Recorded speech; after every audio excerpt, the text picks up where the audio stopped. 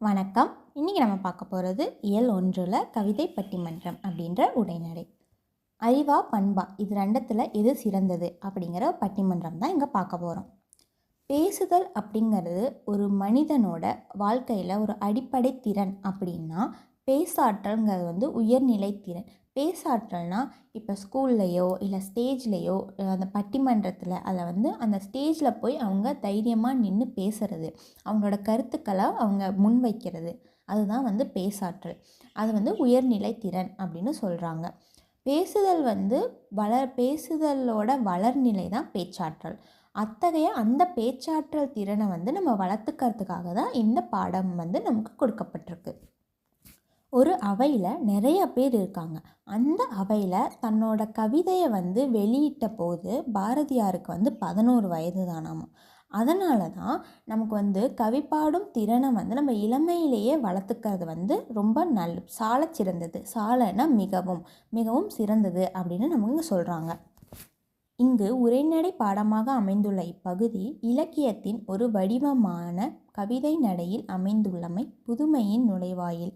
அதாவது நமக்கு கொடுத்துருக்கிற இப்பகுதி நம் புதுமையின் நுழைவாயில், நம்ம புதுசாக கற்றுக்கிறதுக்கான ஒரு நுழைவாயில் அப்படின்னு நமக்கு இங்கே சொல்கிறாங்க.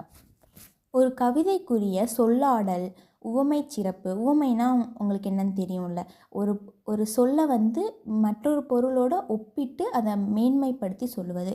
இப்போ எக்ஸாம்பிள் மதிமுகம் அப்படின்னா, மதினா நிலவு, அந்த முகம் நிலவு போல் இருக்குது அப்படின்னு சொல்கிறது, அதுதான் உவமை சிறப்பு. மோனைனா முதல் ஒரு வார்த்தையோட முதல் எழுத்தும் இரண்டாம் வார்த்தையோட முதல் எழுத்தும் ஒன்று இருக்கிறது, அதாவது அடிதோறும் அல்லது சீர்தோறும் முதல் எழுத்து ஒன்றி வருவது தான் மோனை. எடுத்துக்காட்டு அன்பும் அரணும், அதில் ஆ ரெண்டு எழுத்தும் சேர்ந்து வருது, ஒன்றா வருதா, அதுதான் மோனை. எதுகைனா அதே தான், ஆனால் இரண்டாம் எழுத்து ஒன்றி வருவது. அடிதோறும் அல்லது சீர்தோறும் இரண்டாம் எழுத்து ஒன்றி வருவது தான் எதுகை. எடுத்துக்காட்டு அங்கும் இங்கும், அந்த இரண்டாம் எழுத்தான இங்கு சேமாக வருதில்ல, அதுதான் எதுகை. இந்த மாதிரி நயங்கள்லாம் நமக்கு கொடுத்துருக்கிற பாடப்பகுதியை இன்னும் சிறப்படைய செய்யுது அப்படின்னு சொல்கிறாங்க. மாணவர்கள் இங்கே கொடுத்துருக்கிற இந்த பாடப்பகுதியை அந்த குரல் ஏற்ற இறக்கத்தோட தங்கு தடையின்றி, அதாவது எந்த தப்பும் இல்லாமல் ஒரே ஒரு ஃப்ளோவில் வாய் விட்டு நல்லா படிக்கும்போது தான் அவங்களோட அந்த பட்டிமன்ற பேச்சு, அந்த ஆற்றல் அவங்களுக்கு வளரும் அப்படின்னு சொல்கிறாங்க. அதுக்கு நம்ம ஆசிரியர் ஒரு வாய்ப்பை ஏற்படுத்தி தரணும். இப்போ நம்ம பட்டிமன்றத்துக்குள்ளே போகலாம்.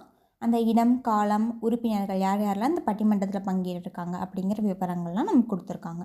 இடம் பள்ளி வளாகம், காலம் பிற்பகல் 3 மணி. உறுப்பினர்கள் யார் யாரெல்லாம் இருக்காங்கன்னா, நடுவராக சிறப்பு விருந்தினர் 5ஆம் வகுப்பு மாணவர்கள் இன்சுவை, அருளப்பன், மதியொலி, சலீமா. இவங்க 4 பேரும் 2 பேராக டீமாக பிரித்து ஒரு டீம் அறிவா, இன்னொரு டீம் பண்பா அப்படிங்கிறதுக்கு பேச போகிறாங்க. இப்போது நடுவர் அவரோட உரையோட இந்த பட்டிமன்றத்தை துவக்கி வைக்கிறாரு. செந்தமிழே நறுந்தேனே செகம்போற்றும் செம்மொழியே முத்தமிழ் சொல்லெடுத்து நற்றமிழ் பட்டிமண்டபத்தின் நடுவராக நான் வந்துள்ளேன். வணக்கம்.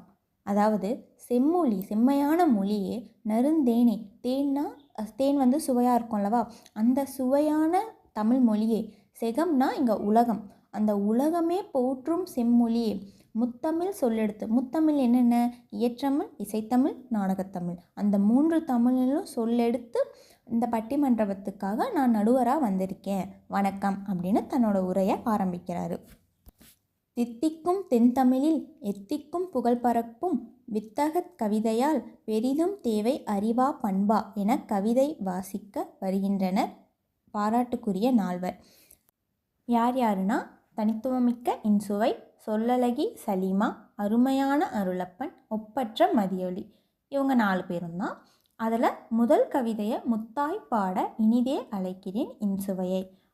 இன்சுவை அவளோட கருத்துக்களை முதல்ல எடுத்து வைக்கிறதுக்காக வரா. இன்சுவை.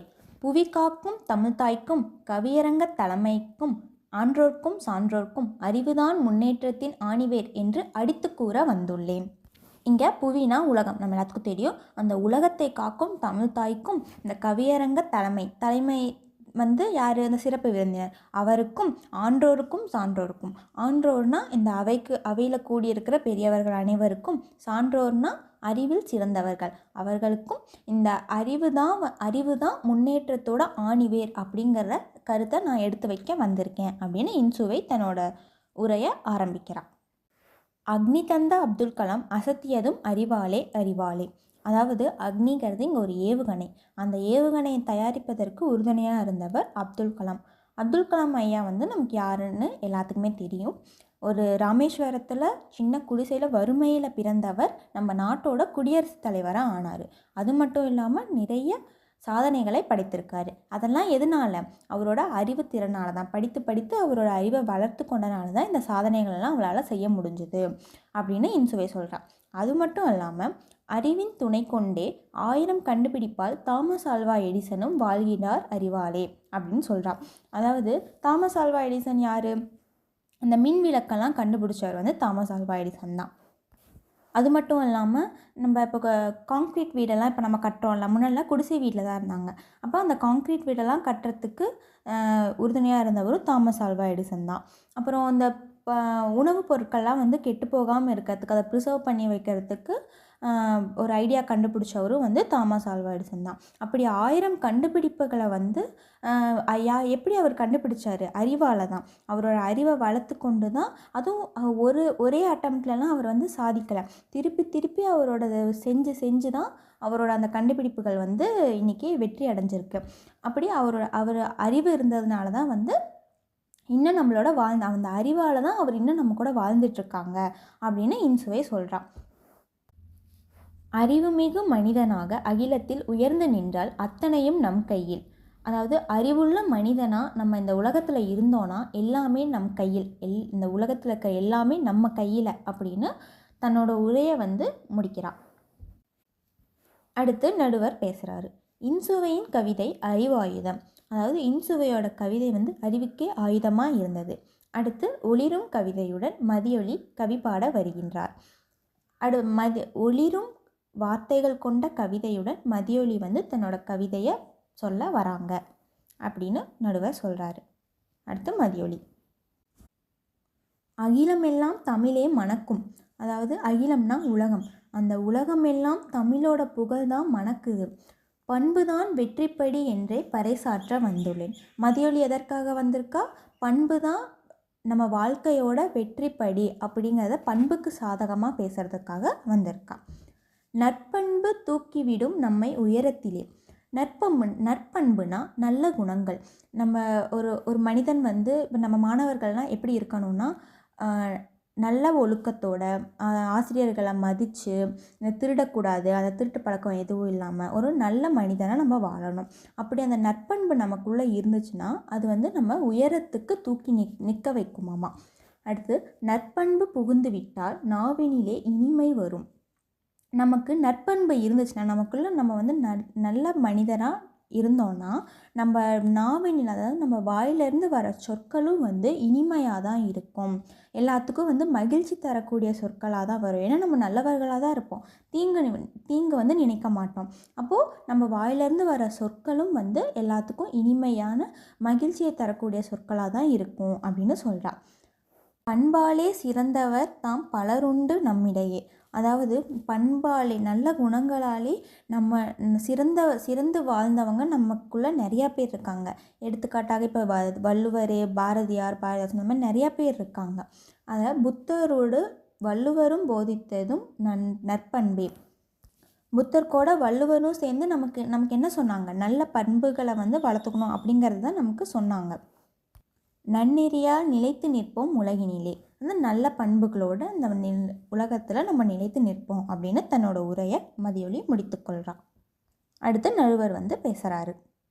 மலர்கின்ற தமிழ் கவிதை மதியொலியின் அரும் கவிதை அப்படின்னு மதியொலியோடைய கவிதை வந்து அருமையாக இருக்குன்னு சொல்கிறாரு.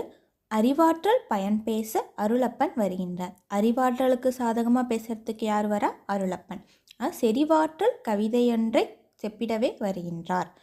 செறி கொண்ட வார்த்தைகளை, இந்த வார்த்தை கொண்ட கவிதையை வந்து சொல்கிறதுக்கு அருளப்பன் வராரு அப்படின்னு நடுவர் உரைக்கிறாரு. அடுத்து அருளப்பன் பேசலாம். அறிவாற்றல் உள்ளவன்தான் ஆளுகின்றான் அண்டத்தை. வெறும் பண்பை வைத்துக்கொண்டு பெரும் பந்தல் போடலாமோ? கூறும் பண்பில் நம் வயிறு நிறைந்திடுமோ? நல்லவன் இருந்தால் நாடென்ன முன்னேறுமோ? வல்லவன் வகுத்ததன்றே வளமான இவ்வுலகு. தூண் போன்ற அறிவேதான் வான்முகத்தை தொட்டிடுமே. அதாவது அருளப்பன் என்ன சொல்கிறான்னா, அறிவு கொண்டவன் தான் இந்த உலகத்தையே ஆளுறான். வெறும் பண்பை மட்டும் வச்சுட்டு பந்தல் போற்ற முடியுமா என்ன? வெறும் பண்பு மட்டும் இருந்தால் நம்ம வயிறு நிறையாது. சாப்பாடு வேணும்னா அதுக்கு நம்ம உழைக்கணும்னா நமக்கு அறிவு வேணும். அது நல்லவன் மட்டும் இருந்தாலும் இந்த நாடு முன்னேறாதுல்ல. அப்போது அறிவு தான் இந்த நம்ம முன்னேறத்துக்கான ஒரு தூண். அப்போ அறிவு இருந்தால் தான் நம்ம இந்த வான் உலகத்தையே நம்ம தொட முடியும் அப்படின்னு அருளப்பன் சொல்கிறான். அடுத்தது நடுவர். பண்பின் பெருஞ்சிறப்பை பொழிந்திடவே வருகின்றார் சொல்லழகி சலீமா. அடுத்தது சலீமா பேசுகிறாங்க. பண்பிலான் பெற்ற செல்வம் பயனில்லை உலகோர்க்கே. பண்பேதான் அன்பை நல்கும் பன்மடங்கு உயர்வை தரும். உண்மை சொன்னேன் யாவர்க்கும் அன்பின் மிகுதியால் அதியமான் உயிர்காக்கும் நெல்லிக்கனியை உவந்தளித்தான் அவ்வைக்கு. அத்துணையும் எளியோர்க்கு அன்னை தெரசா பெற்று தந்தார். குணமென்னும் நற்பண்பே குன்றிலிட்ட விளக்கன்றோ. அதாவது பண்பில்லாதவன், அதாவது பண்பு ஒரு நல்ல குணம் இல்லாதவன் பெற்ற செல்வம் இந்த உலகத்திற்கு பயனே இல்லை. பண்பு தான் நமக்கு அன்பை தருமா. நம்ம நல்ல குணம் கொண்டு இருந்தால் தான் நமக்கு அன்பு கிடைக்கும். அது நம்மள பண்பு தான் நம்ம உயரத்தையும் நமக்கு அடைய வைக்குமா. அடுத்து இப்போ அதியமான் அந்த நெல்லிக்கனி கதை நம்ம எல்லாத்துக்குமே தெரியும் இல்லையா.